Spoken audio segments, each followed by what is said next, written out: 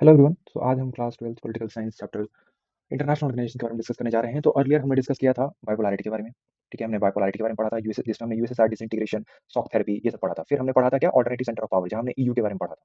ठीक है, हमने अदर सुप्रा हमने पढ़ा था किसके बारे में, साउथ एशियन कंट्रीज के बारे में पढ़ा था। उसके बाद हमने पढ़ा था साउथ एशियन कंट्रीज के बारे में, यहाँ हमने सार्क के बारे में पढ़ा था। ठीक है, उसके बाद हम यहाँ साउथ एशियन कंट्रीज के बारे में पढ़ा था। आज हम पढ़ने जा रहे हैं इंटरनेशनल ऑर्गेनाइजेशन के बारे में। तो इंटरनेशनल ऑर्गेनाइजेशन में हम प्राइमरली यूएन के बारे में पढ़ेंगे। ठीक है, यूनाइटेड नेशंस के बारे में पढ़ेंगे, इसके फंक्शंस पढ़ेंगे, इनके रिफॉर्म्स के बारे में पढ़ेंगे कि क्या क्या रिफॉर्म्स की जरूरत है यूएन को, और इसकी रेलिवेंस के बारे में पढ़ेंगे कि इज यूएन रेलिवेंट टुडे। ठीक है, कि क्या अभी भी ये रेलिवेंट है, क्योंकि आज के टाइम में यूएन जिस मुद्दा से, जिस कारण बनाया गया था यूएन, क्या उसको फुलफिल कर पा रहा है या फेल हो गया। ठीक है, तो हम डिस्कस करेंगे सब चीज को डिटेल। ठीक है, सबसे पहले आता है क्वेश्चन, बिल्कुल बेसिक क्वेश्चन आता है, why do we need international organisation.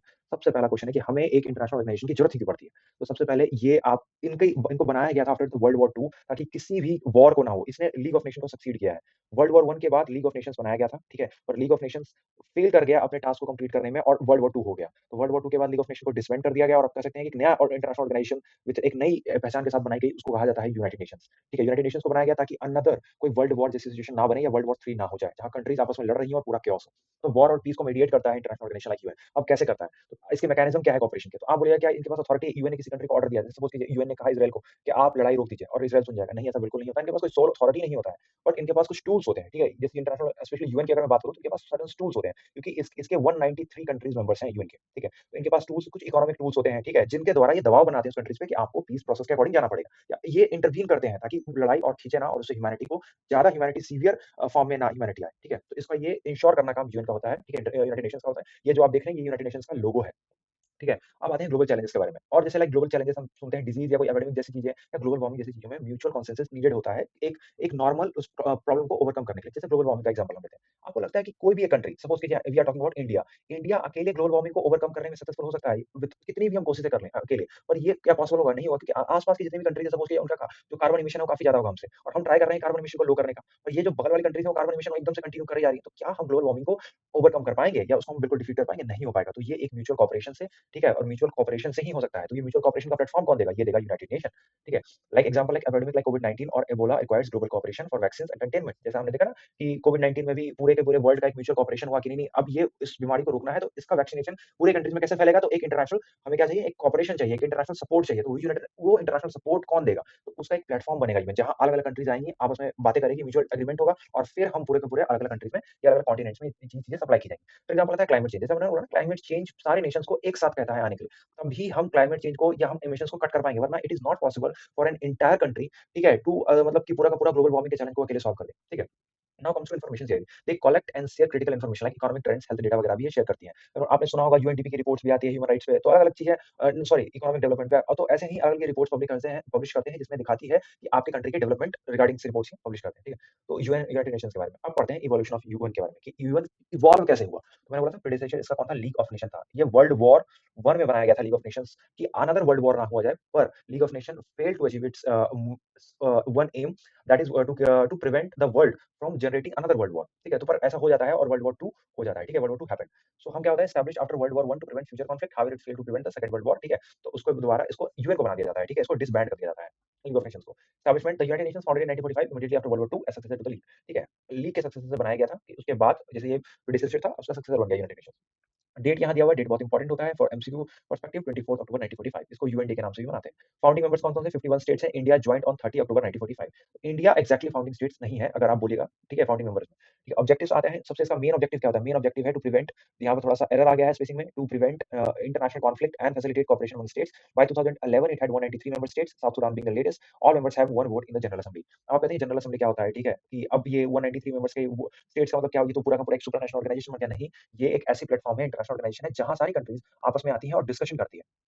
ठीक है, इट इज बेटर टू, एक सचिन तेंदुलकर का कोट था कि it is better to play with, क्या कहता है, jaw jaw than to with war war. ठीक है, कि जॉ जॉ से खेलना ज्यादा बेटर होता है। अगर आपस में आके लड़ रहे हैं, ठीक है, डिबेट कर रहे हैं, डिस्कोर्स कर रहे हैं, तो इट इज मच बेटर कि वो एक टेरिटोरियल डिस्प्यूट को सॉल्व करने के लिए लड़ाई वॉर की तरफ जाए। ठीक है, it is much better platform to solve the issues. ठीक है, to come to the mutual agreement, to come to the dialogue and diplomacy. ठीक है, तो जैसे यहाँ कॉपरेशन स्टेट्स के बीच में ये फैसिलिटेट करता है, एक एक प्लेटफॉर्म, आप समझ लीजिए प्लेटफॉर्म है जो स्टेट्स को आपस में इंटरेक्ट करने के लिए बुलाता है कि इंटरेक्ट कीजिए। अगर आपके पास क्या है, अगर आपके पास टेरिटोरियल डिस्प्यूट है, ठीक है, टेरिटोरियल डिस्प्यूट है, ठीक है, आपको वाटर रिलेटेड कोई डिस्प्यूट है, ठीक है, और भी बाउंड्री, कोई भी डिस्प्यूट है तो आप उसको सॉल्व कर सकते हैं विद कोऑपरेशन, ठीक है, और विद डायलॉग, ठीक है। डायलॉग के साथ आप आइए, 2 कंट्रीज़ आती हैं बाद में, बात करती हैं, बात करके आप जो भी मुद्दा है आप उसको सुलझा सकते हैं। वॉर पे जाना, ठीक है, कोई ये रीज़न नहीं हो सकता, ठीक है। वॉर से ह्यूमैनिटी कंट्री इकोनॉमी बहुत चीज़ें अफेक्ट होती हैं।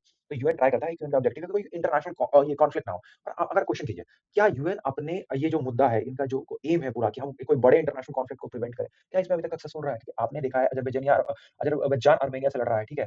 यूएसए डायरेक्ट ईरान पे अटैक कर दे रहा है, ठीक है। आप देख रहे हैं कि इज़राइल और गाज़ा इसमें क्या कहता है, इसमें पैलेस्टीन में अभी भी लड़ाई चल रही है, ठीक है। आप देखते हैं कि रशिया यूक्रेन की वॉर अभी तक चली आ रही है और यहाँ तो आप बोलते हैं कि यूएन की तो फेलियर है। इतनी सारी बड़ी-बड़ी वॉर हो गई, इतनी सारी कॉन्फ्लिक्ट्स हो गई रीजन्स में, पर UN could not be able to do anything, या प्रिवेंट नहीं कर पाई यूएन चीज़ों को। देखिए हाँ, इट इज़ सर्टेनली यूएन सारी चीज़ों को प्रिवेंट नहीं कर पाता है, बट अभी बाय एंड लार्ज अगर कोई इंटरनेशनल ऑर्गनाइजेशन है ऑन दिस बिग लेवल तो यूएन ही है, जहाँ इतनी सारी कंट्रीज़ हैं जो एक साथ आती हैं, और खास के जनरल असेंबली का जब होता है इनका सेशन, साल में एक बार जो एनुअल सेशन होता है, उसमें हेड ऑफ द स्टेट्स अलग-अलग कंट्रीज़ के आते हैं और स्पीच देते हैं, ठीक है। जैसे इंडिया से नरेंद्र मोदी जाते हैं या एक्सटर्नल अफेयर मिनिस्टर जाते हैं, ठीक है, तो अलग-अलग कंट्रीज़ के हेड ऑफ द स्टेट पहुँचते हैं वहाँ पे, ठीक है।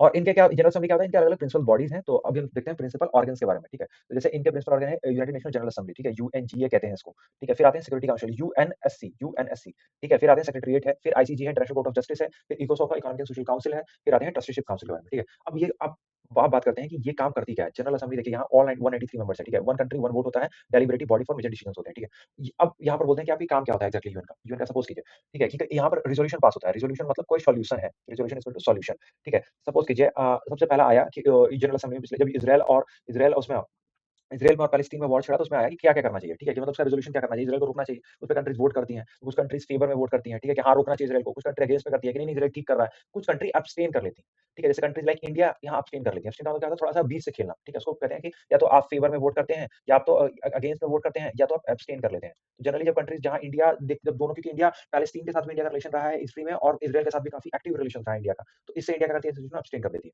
ठीक है? तो यहाँ जनरल असेंबली में जनरली रिज़ॉल्यूशन किया जाता है जिसको सॉल्यूशन ट्राई किया जाता है कि इंटरनेशनल जो कितनी भी प्रॉब्लम्स हो उनका सॉल्यूशन ढूँढा जाए। जो जिससे बाय एंड लार्ज पूरे इंटरनेशनल कम्युनिटी इफेक्ट हो रही है तो उसका सॉल्यूशन ये लोग यूएनजी में ढूँढते हैं और यहाँ सारे मेंबर्स का एक वोट है। सारे यहाँ इक्वली हैं और सब मेंबर अपने एक-एक वोट डाल सकते हैं, ठीक है? पर यहाँ पर मेजरली कोई बड़ा डिसीजन अगर कोई सिक्योरिटी से रिलेटेड यहाँ नहीं लिया जाता, वो लिया जाता है सिक्योरिटी काउंसिल में और सारी पावर सिक्योरिटी काउंसिल के पास लाई करती है रिगार्डिंग पीस कीपिंग फोर्सेस के। पीस कीपिंग फोर्स है, ठीक है? जैसे पीस कीपिंग फोर्स जाती है ना यूएन की, तो इनको कौन सी कंट्री में भेजना है, क्या करती है, ये सारी सिक्योरिटी काउंसिल डील करती है इससे, ठीक है? यहाँ 15 मेंबर्स होते हैं सिक्योरिटी काउंसिल के, 5 परमानेंट होते हैं और 10 नॉन परमानेंट मेंबर होते हैं। Responsible for piece and security ये सबसे इंपोर्टेंट काउंसिल कह सकते हैं सिक्योरिटी काउंसिल को, क्योंकि इनका सब सारा का सारा ध्यान, इनका सारा का सारा मेन ही होता है पीस और सिक्योरिटी को मेंटेन करके रखना। और इसमें 15 स्टेट होते हैं जिसमें 10 नॉन परमानेंट होते हैं जो हर 2-2 साल पे इलेक्ट होते रहते हैं, ठीक है? चेंज होते रहते हैं और 5 परमानेंट होते हैं, इसको P5 कंट्रीज़ कहते हैं। तो 5 परमानेंट है, इसको P5 कहते हैं कंट्री, वो बहुत पावरफुल होते हैं और इनके पास वीटो है, वीटो पावर है। वीटो पावर क्या होती है कि सपोज़ कीजिए कि किसी कंट्री ने एक रिज़ॉल्यूशन दिया यूएनएससी में, ठीक है? और मतलब सपोज़ कीजिए कि बोला कि रशिया ने बहुत ही इल्लीगली सॉवरेन स्पेस को ये इन्वेड किया है यूक्रेन के सॉवरेन स्पेस को, ठीक है? तो सारी कंट्रीज़ वहाँ फेवर में वोट कर रही है कि हाँ, हाँ, रशिया ने गलत किया वैसे में। पर रशिया खुद एक वहाँ पर वीटो कंट्री है, तो रशिया क्या करेगा? रशिया कर देगा अगेंस्ट में वोट। तो पूरा का पूरा रिज़ॉल्यूशन क्या होगा ना, कट हो जाएगा। तो ये एक वीटो पावर का पहचान है, ठीक है? या वीटो पावर की आप कह सकते हैं एक ये है फंक्शन है। फिर सेक्रेटरीएट आते हैं, एडमिनिस्ट्रेटिव बॉडी है, जैसे सेक्रेटरी जनरल के द्वारा लीड किया जाता है और यूएन के function day to day functioning पे और यूएन कौन से मुद्दा को चूज़ करेगा, कहाँ पर यूएन की मतलब सारी सारी रिसोर्सेज़ फंडेड जाएँगी, वो सारी सेक्रेटरीएट होती हैं, ठीक है? या हर ऑर्गनाइजेशन में, हर पीएमओ जैसे वगैरह में हर जगह होती है, वैसे सेक्रेटरीएट वहाँ भी होती है। फिर इंटरनेशनल कोर्ट ऑफ जस्टिस जो जैसे इंटरनेशनल कोर्ट ऑफ जस्टिस जो होता है, ये हेग नीदरलैंड में क्या कहता है, हेग या नीदरलैंड में ये जो कंट्री है, यहाँ पर लोकेटेड है, इसका मेन काम होता है देखिए, जो भी इंटरनेशनल क्राइम्स होती हैं, ठीक है? जैसे वॉर क्राइम होगी, ठीक है? जैसे वॉर क्राइम में क्या होता है, जैसे आप बोलते हैं ना वॉर होती है, तो वॉर में भी एक ये मॉडरेशन होता है कि जैसे कंट्री में अगर सीज़फायर हो गया है, उसके बाद किसी भी सोल्जर्स को मारा नहीं जाना चाहिए, सिर्फ सोल्जर्स को क्रुएल्टी के साथ नहीं मारा जाना चाहिए, ठीक है? वो वॉर क्राइम में कंसिडर किया जाए। किसी सिटिज़न को या नॉर्मल पीपल को जो अनआर्म्ड है, उनको नहीं मारा जाना चाहिए वॉर में, ठीक है? तो ये एक वॉर क्राइम के तौर पे देखा जाता है। तो अगर कुछ ऐसा वॉर क्राइम हुआ है या कुछ बहुत ही ज़्यादा मतलब बड़ा क्राइम हुआ है जिससे कोई 2 नेशंस इन्वॉल्व हो गई है या कोई टेरिटोरियल डिस्प्यूट आ गया है या 2 नेशन के बीच का डिस्प्यूट आ गया, तो हम इंटरनेशनल कोर्ट ऑफ जस्टिस में जाके सुलझाते हैं। जैसे इसको थोड़ा-सा मैं क्लियर कर देता हूँ। क्लियर पेज हाँ, ठीक है। जैसे हमने देखा कि आपने सुना होगा केदार जाधव का केस कि उसको पाकिस्तानी एजेंसी उठा के ले गई, ठीक है। तो इंडिया ने इंटरनेशनल कोर्ट ऑफ जस्टिस में गुहार लगाया कि केदार जाधव को छोड़ना चाहिए और उसको इंडिया वापस कर देना चाहिए, ठीक है। तो ये सब जहाँ जो 2 कंट्री जहाँ इन्वॉल्व होती है ना, 2 कंट्रीज़ इन्वॉल्व होती है, वहाँ इंटरनेशनल कोर्ट ऑफ जस्टिस को इन्वॉल्व किया जाता है, ठीक है। इकोसॉक आ गया economic and social council coordinate economic social work of UN agencies. Economic और सोशल जितने भी इनके अलग-अलग प्रोग्राम्स होते हैं, उनको इकोसॉक हैंडल करती है। ट्रस्टीशिप काउंसिल क्या है? सस्पेंडेड ऑपरेशन सिंस 1994 पहले ये होती थी, 1994 के बाद ये सस्पेंड हो गई है। पलाऊ की इंडिपेंडेंस ये एक्चुअली जो यूएन एडमिनिस्ट्रेटिव स्टेट्स होते थे ना, यूएन एडमिनिस्ट्रेटिव स्टेट पहले 1994 के पहले यूएन भी पूरे के पूरे स्टेट को एडमिनिस्ट्रेट करती थी, यानी कंट्रोल करती थी पूरे स्टेट को। ये मतलब सॉवरेन बॉडी पे जाके जो खुद से रूल नहीं करवा जैसे पलाऊ था पहले। और 1994 के बाद वो भी इंडिपेंडेंस हो गया, तो ट्रस्टीशिप काउंसिल को बैन कर दिया गया, मतलब बंद कर दिया गया, बैन कर दिया गया। फिर आते हैं सिक्योरिटी काउंसिल के बारे में, यूएनएससी, ठीक है, सबसे इंपॉर्टेंट है ये, ठीक है, सिक्योरिटी काउंसिल। यहाँ परमानेंट मेंबर है, आप देख रहे हैं USA, Russia, UK, France, China, ठीक है। अब ये जो चाचा हैं, ठीक है, ये जो आप देख रहे हैं बड़े वाला चाचा, वो हाँ, थोड़ा छोटा ही वाला है, तो ठीक है, इन्होंने एक हाथ में ले रखा है पंजा, पंजे में है वॉर लिखा हुआ है, ठीक है, ये देख रहे हैं सारी अब यहाँ पर लिखा है, ये वॉर और दूसरा है यूएन, ठीक है। If right one if right one don't get you then the left one will. देख रहे हैं ये डरा रहे हैं। और ये जनरली पता है कौन है? ये मुझे लग रहा है ये यूएस का ही कोई प्रेसिडेंट होगा या कोई बड़ा ये P5 कंट्रीज में से होगा कि अगर आप यूएन की बात नहीं मानोगे ना तो आप सीधा वॉर करेंगे हम आपके साथ, ठीक है? ये यूनाइटेड स्टेट्स के ही होंगे। परमानेंट मेंबर कौन है? USA, Russia, UK, France, China selected based on the power status post world. अब होने वाला कि वीटो पावर कैसे बना, ठीक है? ये परमानेंट कंट्रीज कैसे आई? तो परमानेंट कंट्रीज आई जो पोस्ट वर्ल्ड वॉर 2 के बाद जो कंट्रीज थी ना उसको जनरली वीटो कंट्रीज दे दिया गया। कहा जाता है कि इंडिया को भी ऑफर किया गया था, पर इंडिया ने लिया नहीं, इंडिया ने चाइना को दिया वो सीट। वो काफी कंट्रोवर्शियल स्टेटमेंट है, येट टू नो, हमें इस चीज के बारे में पता नहीं है। हम कह सकते हैं कि ये कंट्री जो है इंटरनेशनल ऑर्डर में, खास के यूएनएस में काफी पावरफुल है क्योंकि इनके पास वीटो पावर है। फिर नॉन परमानेंट मेंबर्स क्या होते हैं? 2-2 साल के बाद, मैंने बताया था आपको 2-2 साल के बाद ये इलेक्ट होते हैं, ठीक है? ये चेंज होते रहते हैं 2 साल के बाद। Elected by General Assembly for 2 years, not eligible for immediate reelection. और मतलब दोबारा से री-इलेक्शन के लिए नहीं। जैसे सपोज कीजिए इंडिया ने अपना 2 ईयर का टेन्योर काट लिया यूएनएससी में। उसके बाद जरूरी नहीं कि इंडिया फिर नेक्स्ट ईयर भी जाके मतलब दोबारा से लड़े और जीत जाएगा यूएनएससी में बनने के लिए मेंबर, नहीं। उसके अब इसको नेक्स्ट का नेक्स्ट बात करना ही पड़ेगा। Privilege of P5। अब हम यहाँ P5 के प्रिविलेज के बारे में बात करते हैं।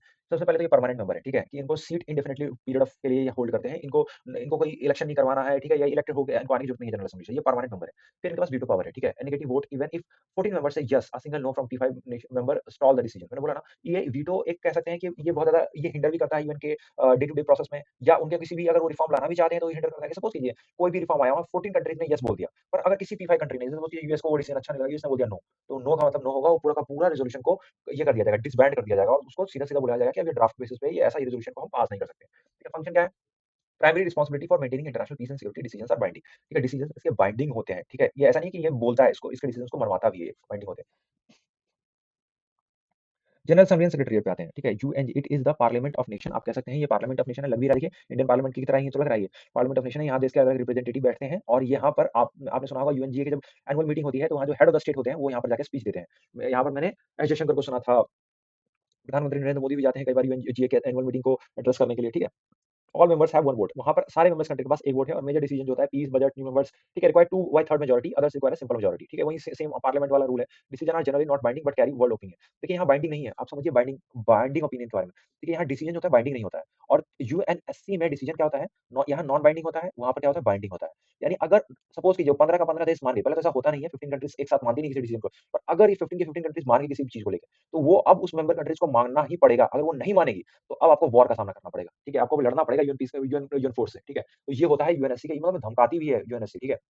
पर यूएन जो जनरल असेंबलीज़ होती है क्योंकि इनका जो टॉपिक होता है ये पीस से रिलेटेड थोड़ा होता है, बजट से रिलेटेड होता है या न्यू मेंबर से रिलेटेड होता है या कुछ थोड़ी-सी मतलब ऐसे ही कोई ह्यूमैनिटेरियन रीजन से रिलेटेड होता है। तो मतलब यहाँ पर बाइंडिंग की जरूरत नहीं होती, तो नॉन बाइंडिंग नेचर होता है। और हाँ, एक वर्ल्ड ओपिनियन क्रिएट करती है, आप पे फोर्स बनाती है अलग-अलग तरीकों से, ठीक है? फिर सेक्रेटेरिएट आते हैं। The international staff servicing the other organs headed by the secretary general opinionated by the GA appointed by the GA on the recommendation of the SC, he is the de facto spokesperson of the UN, ठीक है? जो देखिए जो secretary general होता है वो de facto spokesperson होता है यूएन का, ठीक है? और ये सेक्रेटरी जनरल हेड भी होता है सेक्रेटेरिएट का, ठीक है? सेक्रेटेरिएट यहाँ जो स्टाफ्स होते हैं इंटरनेशनल स्टाफ्स वो किस तरीके से फंक्शन करेंगे, ठीक है? तो यूएन की जो general day to day functioning है वो कैसे होगी? ये सारा सेक्रेटेरिएट के थ्रू ही होता है। ये आप कह सकते हैं स्टाफों का पूरा का पूरा समूह है यूएन का, में जो यूएन को जो चलाता है एफिशिएंटली और उसको हेड करता है सेक्रेटरी जनरल जो डी फैक्टो स्पोक्सपर्सन भी होता है यूएन का। और ठीक और जीए कैसे अपॉइंट किए जाते हैं सेक्रेटरी जनरल? ये सिक्योरिटी काउंसिल के इस पे रिकमेंडेशन पे अपॉइंट करे जाते हैं, ठीक है? फिर पढ़ते हैं इंटरनेशनल कोर्ट ऑफ जस्टिस के बारे में। देखिए इंटरनेशनल कोर्ट ऑफ जस्टिस को हम थोड़ा ब्रीफली पढ़ेंगे। ये एग्जाम पर्सपेक्टिव से बस आप थोड़ा-थोड़ा पूछ सकता है। लोकेशन पढ़ लीजिए, हेग में नीदरलैंड में कंपोजिशन 15 जज बैठती हैं, 9 साल के लिए इलेक्ट होते हैं जनरल असेंबली से और सिक्योरिटी काउंसिल से, ठीक है? रोल क्या होता है? Settle legal dispute between states. मैंने बोला ना जो 2 स्टेट्स 2 कंट्री इनके 2 मेंबर स्टेट जो हैं यूएन के, वो अगर किसी भी ऐसे मुद्दे में इन्वॉल्व हो गए, ठीक है? या वो खुद आपस में सॉल्व नहीं कर पा रहे हैं तो यूएन को इन्वॉल्व कर फिर यहाँ पर इंटरनेशनल कोर्ट ऑफ जस्टिस को इन्वॉल्व कर दिया जाता है, ठीक है? तो give advisory opinion on legal question referred by authorised UN organs, ठीक है? जुरिसडिक्शन क्या है? Based on the consent of the member state involved in the dispute, ठीक है? जैसे हमने बताया था इंडिया पाकिस्तान का जो केदार जाधव वाला केस था वहाँ इंडिया क्या हुआ? चला गया था आईसीजे में। बोला था पाकिस्तान उसको डेथ वारंट दे रहा है, हमें उसको वो इंडियन सिटीजन है और उसने उसने ऐसा कुछ एस्पियोनाज नहीं किया था पाकिस्तानी सॉइल पे तो उसको रिटर्न कर देना चाहिए। तो केस अभी तक चल ही रहा है यूएन में। आईसीजे ने एक्चुअली डिसीजन भी दे दिया था पाकिस्तान को छोड़ने का, पर वो अलग बात है पाकिस्तान ने तो नहीं छोड़ा। ठीक है, फिर आते हैं यूएन एजेंसीज पे। यूएन एजेंसीज है, यूएन एजेंसी है WHO, UNDP, UNHRC, UNHCR, UNICEF, UNESCO. इसमें हमने मोस्ट ऑफ द इनके एजेंसीज के बारे में सुना होगा। डब्ल्यूएचओ आपने जब कोविड आया था तो आपने सुना कोविड के टाइम में डब्ल्यूएचओ का रोल काफी ज्यादा प्रोमिनेंट था क्योंकि जो गाइडलाइंस होती थी, बेसिकली गाइडलाइंस होती थी रिलेटेड, ठीक है? और मतलब डिजीज प्रिवेंटेशन के लिए जो भी मतलब चीजें बताती थी सारे डब्ल्यूएचओ से रिलेटेड आती थी। या कोई भी जो दवाइयां होती हैं या कोई फार्मास्यूटिकल प्रोडक्ट्स होती है उसमें डब्ल्यूएचओ का गाइडलाइंस होते हैं पर्टिकुलरली। तो आप कह सकते हैं कि इंटरनेशनल ये ऑर्गेनाइजेशन का एक ऐसा पार्ट है जो सेट करती है ग्लोबल हेल्थ के नॉर्म्स, ठीक है? और मॉनिटर करती है डिजीज आउटब्रेक्स में, ठीक है? फिर आते हैं UNDP, united nation development programme. ये क्या करती है? इनका काम है work to eradicate poverty and reduce inequalities, public human development report. देखिए इसी के बारे में बात कर रहा था स्टार्टिंग में, ह्यूमन डेवलपमेंट रिपोर्ट पब्लिश करती है। इसमें ये बताती है कि कौन कंट्री की रैंकिंग कहाँ है। यहाँ वो अलग-अलग फैक्टर्स को कंसीडर करती है ह्यूमन डेवलपमेंट रिपोर्ट को प्रिपेयर करने में, ठीक है? और ये काम करती है पॉवर्टी को एराडिकेट करने में, इनइक्वालिटी को इरेडिकेट करने में। देखिए, यूएन का काम बस पीस और वॉर के से रिलेटेड नहीं है, ठीक है? ये इंटरनेशनल ऑर्गनाइजेशन है और पहले इसका मुद्दा देखिए बनाया इसको वॉर एंड पीस के लिए गया था, पर धीरे-धीरे इनकी जो फंक्शनिंग थी वो धीरे-धीरे क्या हुआ बढ़ गया और अब इसकी फंक्शनिंग सारी चीज़ों को कवर करती है। ये हेल्थ से रिलेटेड भी है, इनके डेवलपमेंट प्रोग्राम्स भी हैं, लाइक इरेडिकेट पॉवर्टी से रिलेटेड इनके बहुत सारे प्रोग्राम्स हैं और ये इनइक्वालिटीज़ को भी रिड्यूस करती है, ठीक है? फिर आते हैं ह्यूमन राइट काउंसिल पे, ठीक है? कि यूएनएचआरसी क्या है? Promotes and protect human right around the world. जहाँ भी ह्यूमन राइट वायलेशंस होते हैं, वहाँ पर ह्यूमन राइट काउंसिल जो है यूएन की बहुत ज़्यादा एक्टिव होती है और प्रमोट करती है ह्यूमन राइट्स को, ठीक है? फिर आते हैं UN high commissioner for refugee, provide protection and assistance to refugee. जो रिफ्यूजी होते हैं, रिफ्यूजी क्या होते हैं? रिफ्यूजी होते हैं जिस कंट्री में वॉर चल रही हो, ठीक है? जो परमानेंट कहीं का सिटीजन नहीं, वो भाग के चला गया, उसके पास कोई ये सिटीजनशिप नहीं है, तो वो एक रिफ्यूजी बन जाता है। तो उसको क्या कहते हैं प्रोटेक्शन देता है UN, UN commission for refugee, ठीक है? यूनाइटेड नेशन चिल्ड्रन फंड होता है, जो चिल्ड्रन राइट्स के लिए काम करते हैं, survival, development and protection of the children के लिए काम करते हैं। यूनेस्को होता है UN educational, scientific and cultural organisation, ठीक है? यूएन के ये प्रोमिनेंट एजेंसीज हैं। अब आते हैं बात करते हैं reforming the UN after the cold war. ये काफ़ी इंपॉर्टेंट कोई चीज़ है, ये काफ़ी इंपॉर्टेंट है क्योंकि यूएन में आप देख रहे हैं कि यूएन कहीं न कहीं तो फेल कर रहा है, ठीक है? अपनी एक्सपेक्टेशंस को कंप्लीट करने में। तो अब क्या किस चीज़ की ज़रूरत है? रिफॉर्म की ज़रूरत है। रिफॉर्म क्या होता है? चेंज होता है। अगर कोई ऑर्गनाइजेशन कंटीन्यूअसली डिफॉल्ट कर रही है या अपने अपने काम को वो अच्छे तरीके से नहीं कंप्लीट कर रही है, तो उसमें मतलब कि उसमें कुछ चेंजेस की ज़रूरत है। तो रिफॉर्म की तो ज़रूरत है ही उनमें। ये सब मानते हैं। कॉन्टेक्स्ट क्या है 1991 का देखिए, Soviet Union collapsed, US become the sole super power, China emerged as a major economy and many new state joined the UN, ठीक है? अलग-अलग कंट्री सोवियत यूनियन कोलैप्स होती है, रशिया उसकी जगह लेती है, यूएस सोल सुपर पावर बन जाती है, ठीक है? चाइना धीरे-धीरे एक मेजर इकोनॉमी बन के उभरती है और सारे कई-कई नए-नए स्टेट्स यूएन को जॉइन करते हैं। तो वर्ल्ड में काफ़ी आप चेंजेस देख रहे हैं, क्या देख रहे हैं? चेंजेस आ रही है। पर कंट्रीज़ जो हैं P5 कंट्रीज़ अभी भी वही हैं वर्ल्ड वॉर 2 के बाद। इस तो डिमांड होने लगा ना कि जो पावर होल्ड कर रही थी वर्ल्ड वॉर 2 कंट्रीज़ के बाद, अब धीरे-धीरे चीज़ें चेंज हुई है। कई बार तो सिक्योरिटी काउंसिल में रिफॉर्म की बातें की गई, ठीक है? ये काफ़ी और इंडिया भी सिक्योरिटी काउंसिल में एक सीट के लिए एडवोकेसी में बहुत ही हाई बोलता है कि हमें भी हम सीट के लिए बहुत एलिजिबल हैं और हमें सिक्योरिटी काउंसिल में परमानेंट सीट चाहिए, ठीक है? तो जो 2 काइंड ऑफ रिफॉर्म्स यूएन को भी चाहिए, एक है ऑर्गेनाइजेशनल स्ट्रक्चर पे, ठीक है? Process primarily the security council में इसकी जो स्ट्रक्चरिंग है, उसको ये डिमांड कर रहे हैं कि एक्सपेंशन हो वहाँ पर, ठीक है? मेंबर्स की जो सीट है परमानेंट या नॉन परमानेंट इन दोनों की बढ़ाई जाए, ताकि जो करंट जियोपॉलिटिकल रियलिटीज़ है, उसको ये रिप्रेजेंट कर पाए अच्छे तरीके से, ठीक है? ना कि P5 कंट्रीज़ का हमेशा चलता रहे दादागिरी, ठीक है? फिर आता है ज्यूरिसडिक्शन के बारे में, determining which issue the UN should prioritise, peace keeping, development, human right. अब ज्यूरिसडिक्शन के बारे में भी इनका एक रिस्ट्रक्चर है क्योंकि अब मैंने बोला ना यूएन अलग-अलग फील्ड्स में चला गया, पीस कीपिंग में भी चला गया है, डेवलपमेंट में भी चला गया है, ह्यूमन राइट काउंसिल के बारे में आपने पढ़ा, डेवलपमेंट यूएनडीपी का जो रिपोर्ट आता है, ठीक है? और पीस कीपिंग फोर्स में जैसे यूएनएससी जो पीस कीपिंग फोर्स करता है, तो यूएन अब अलग-अलग जगह बढ़ गया है। तो क्योंकि इनका भी एक वन सोल मिशन नहीं है, तो जिसके कारण ये प्रॉपर्ली फंक्शन नहीं कर पा रहा है या इनके भी इनके पर्टिकुलर फील्ड्स में इनको ज़्यादा बेटर करने के लिए कुछ रिफॉर्म्स की ज़रूरत है। तो वो रिफॉर्म्स क्या-क्या हैं? ठीक है, जैसे हमने देखा काउंसिल में है और इसके अंदर भी रिफॉर्म्स की ज़रूरत है। तो प्रॉब्लम विथ यूएनएससी, ठीक है? यूएनएससी के साथ प्रॉब्लम क्या है? Security council reflect the world of 1945 not today, it does not represent developing countries. Asia, Africa आपने देखा कि वर्ल्ड वॉर 2 के बाद पूरे के पूरे इंटरनेशनल फोरम में चेंजेस आई है, बिल्कुल आई है। अब सिक्योरिटी काउंसिल पूरे वर्ल्ड को रिफ्लेक्ट नहीं करता। P5 कंट्रीज़ वर्ल्ड वॉर 2 की रियलिटी को रिफ्लेक्ट कर रही थी, पोस्ट वर्ल्ड वॉर 2 की रियलिटी को रिफ्लेक्ट कर रही थी। और जब हम आते हैं 21st सेंचुरी में, तो यहाँ countries like Singapore, India, Brazil, ठीक है? बहुत सारी कंट्रीज़ है जो इमर्ज कर रही है, ठीक है? जर्मनी, तो पर उनको कोई P5 के स्ट्रक्चर में दिया ही नहीं गया है, पोज़ीशन ही नहीं दिया गया। तो ये अब वर्ल्ड की रियलिटी को नहीं रिप्रेज़ेंट कर रही है, ठीक है? फिर आता है criteria for new permanent member. New permanent members के लिए क्या-क्या क्राइटेरिया होना चाहिए? यूएनएससी की बात कर रहे हैं, ठीक? तो 1997 में यूएन सेक्रेटरी जनरल जब जो थे वो कोफी अन्नान, उन्होंने बोला कुछ क्राइटेरिया बोला कि न्यू परमानेंट मेंबर के अंदर क्या-क्या होनी चाहिए, ठीक है? पहले तो एक एक मेजर इकोनॉमिक पावर होनी चाहिए, एक मेजर मिलिटरी पावर होनी चाहिए, ठीक है? Population a substantial contributor to the world population, एक बड़ी पॉपुलेटेड कंट्री होनी चाहिए। Budget substantial contributor to the UN budget, एक बड़ी अमाउंट ऑफ मनी को यूएन के बजट में कंट्रीब्यूट करनी चाहिए। डेमोक्रेसी और डेमोक्रेटिक कंट्री होनी चाहिए, ठीक है? और डाइवर्सिटी होनी चाहिए representing the world geography, economy and culture. अब इसमें हम 6 जो है इनके, जो 6 इनके मतलब आप कह सकते हैं कि जो क्राइटेरिया है, इसको मुझे लगता है इंडिया पूरी तरीके से फुलफिल कर पा रहा है, ठीक है? पूरी तरीके से फुलफिल। इकोनॉमिक पावर है, हाँ, आज के टाइम में जीडीपी के अकॉर्डिंग इंडिया एक मेजर इकोनॉमिक पावर है। मिलिटरी पावर है, बिल्कुल है, 12.5 लाख की इसकी आर्मी है, प्लस मेजर मिलिट्री है पूरे वर्ल्ड की, ठीक है? तो मिलिट्री पावर भी है इंडिया। पॉपुलेशन ऑफ कोर्स अभी अगर हम लेटेस्ट सेंसस देखें तो वन ऑफ द सबसे जो चाइना को हम पछाड़ चुके हैं ऑलरेडी पॉपुलेशन में, तो हम सबसे हाईएस्ट पॉपुलस कंट्री है, ठीक है? बजट के हिसाब से देखें, क्या यूएन के सब्सटेंशियल कंट्रीब्यूटर है बजट में? हाँ, बिल्कुल इंडिया कंट्रीब्यूट करता है और India even UN peace keeping forces जो है उसका भी इंडिया की इंडियन की फोर्सेस से काफ़ी ज़्यादा हाई हाई अमाउंट में कंट्रीब्यूट करती है पीस कीपिंग फोर्स में। इंडिया एक डेमोक्रेटिक कंट्री है, बिल्कुल है। डाइवर्सिटी है, हाँ, इंडिया में काफ़ी ज़्यादा डाइवर्स है। तो इंडिया आप देखते हैं सारी की सारी क्राइटेरिया को पूरी करता है और still India is not a part of P5 country नहीं, ये P6 या कोई ऐसा यूएनएससी का परमानेंट या नॉन परमानेंट का पार्ट ही नहीं है इंडिया, ठीक है? तो हम कह सकते हैं कि ये क्राइटेरिया तो दिया कोफी अन्नान ने, पर स्टिल अभी तक कितने साल हो गए? 25, 26, 27, 28 साल हो गए, 28 इयर्स आने के आ गए, 28, 29 इयर्स, पर स्टिल इन क्राइटेरिया के बेसिस पे किसी भी नई कंट्रीज़ को इनकलकेट नहीं किया गया सिक्योरिटी काउंसिल के अंदर, ठीक है? इंडिया एंड द रिफॉर्म्स, अब इंडिया के रिफॉर्म्स की बात आई, ये बहुत इंपॉर्टेंट है। ये क्वेश्चन कई बार इससे रिलेटेड क्वेश्चन आए हैं सीबीएसई में, ठीक है? India support restructuring of the UN, India support करता है यूएन के रीस्ट्रक्चरिंग को और इंडिया बात करता है एक्सपेंशन ऑफ यूएनएससी को। इंडिया बोलता है यूएनएससी अब वर्ल्ड की रियलिटी को रिप्रेजेंट नहीं करती है। क्यों? क्योंकि ये रिप्रेजेंट कर रही है, क्या रिप्रेजेंट कर रही है? ये रिप्रेजेंट कर रही है पोस्ट वर्ल्ड वॉर 2 की रियलिटी को, ठीक है? पोस्ट वर्ल्ड वॉर 2 की रियलिटी। जब ये रिप्रेजेंट ही नहीं कर पा रही है जो अभी की रियलिटी है, क्योंकि इसमें जो मेजर कंट्रीज़ है लाइक जापान हो गया, अब देखा ठीक है, जर्मनी है, इंडिया है, ब्राज़ील है, ठीक है? ये ऐसी बड़ी-बड़ी कंट्रीज़ है ही नहीं यूएनएससी के अंदर, पर ये एक सिग्निफिकेंट पावर होल्ड करती हैं, ठीक है? पूरे वर्ल्ड की इकोनॉमी में और एक बड़ी पावर है, ठीक है? जैसे 5 परमानेंट मेंबर कंट्रीज़ है, 10 नॉन परमानेंट मेंबर है, इलेक्टेड फॉर 2 ईयर टर्म्स। ये 2 ईयर टर्म्स के लिए इलेक्ट किए होंगे 2023 में, देखिए इंडिया इसका पार्ट था, ये 2 साल के बाद फिर अब अभी जाके चेक कीजिए इंडिया भी यूएनएससी का पार्ट नहीं है।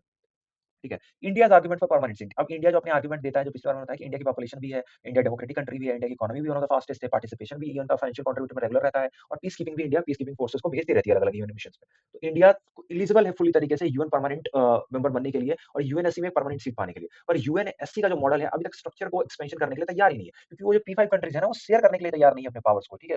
With other countries. UN in unipolar world में आते हैं, ठीक है? एक्चुअली ना यूएन आप कह सकते हैं कि यूएन को बहुत इनडायरेक्टली या डायरेक्टली मैनिपुलेट करा जाता है, मैनिपुलेट या कंट्रोल करा जाता है या डोमिनेट करा जाता है यूएस के द्वारा। क्यों? क्योंकि यूएस एक वन ऑफ द सोल, ठीक है? क्या है? सोल कंट्रीब्यूटर है यूएन के बजट में, सोल कंट्रीब्यूटर है यूएन के बजट में, ठीक है? तो आप कह सकते हैं कि यूएस का बहुत बड़ा हाथ रहता है यूनाइटेड नेशंस की डिसीजन मेकिंग पावर्स में, ठीक है? तो अब यूनिपोलर वर्ल्ड कैसे यूनिपोलर वर्ल्ड में हेजेमोनिक पावर कौन है? यूएसए है, ठीक है? तो यूएसए अभी भी आज के टाइम में भी आप देखें तो यूनाइटेड स्टेट्स ऑफ अमेरिका कहीं भी जाता है और कुछ भी कर देता है। क्यों? क्योंकि अपनी हेजेमोनी उसको दिखानी है कि पूरे पूरे वर्ल्ड ऑर्डर में हम ही एक हेजेमोनिक पावर है जो हम कुछ भी कर सकते हैं। कहता है यूएन चेक यूएस डोमिनेंस। अब क्वेश्चन आता है, ये सबसे बड़ा क्वेश्चन है, क्या यूएन यूएस के डोमिनेंस को चेक कर पाएगा? अभी तक का अगर मैं रिलेवेंट क्वेश्चन बोलूँ तो नहीं, यूएन फेल कर चुका है इस मामले में। ठीक है, यूएन इस मामले में काफ़ी हद तक फेल कर चुका है क्योंकि यूएस अपनी दादागिरी, अगर या तो यूएन उस मिशन को अप्रूव करता है तो ठीक है, यूनाइटेड नेशंस का मिशन बन के जाता है। अगर यूनाइटेड नेशंस वो मिशन को अप्रूव नहीं करता है तो यूएस अपनी एलाइड की पूरी सेना बनाता है और लेके जाके उस कंट्री में अटैक कर देता है। तो बोलता है आप हमें परमिशन दीजिए या ना दीजिए, हम कर देंगे वो काम। ठीक है, तो यूएन क्या डोमिनेंस को चेक कर पा रहा है? तो नहीं कर पा रहा है। फिर आता है hard power, US military. US military is unmatched financially, power जो है यूएस की सबसे लार्जेस्ट कंट्रीब्यूटर है वर्ल्ड बजट में। Location United nation headquarter is New York, giving it physical influence, ठीक है, वीटो भी है यूएस के पास। और रेलेवेंस क्या है? Despite this the UN remains essential, it serve as a forum for the rest of the world to engage with the US. It provide as an area for dialogue and negotiation helping to avoid conflict better jaw jaw than war, मतलब better jaw jaw है than war. United Nations was not created to take humanity to heaven but to save it from hell attack. इन्होंने quote किया है कि United Nations को नहीं बनाया गया था कि ह्यूमैनिटी को हेवन तक लिया जाए, बट उसको हेल से सेव किया जाए कि वो हेल के में ना पहुंचे। ठीक है, तो ये यूनाइटेड